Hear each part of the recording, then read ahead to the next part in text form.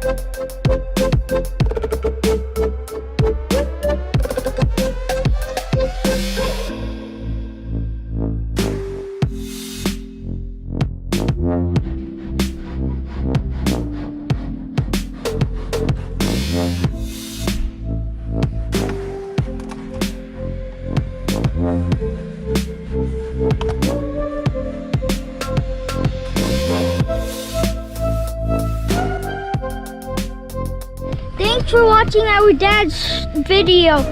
So don't forget to hit the notification and please subscribe for more daily awesome future videos. And if you have a question, you could comment down below. And don't forget to hit that bell so you can get notified to the next video that comes out. And please like the video. And don't forget, if you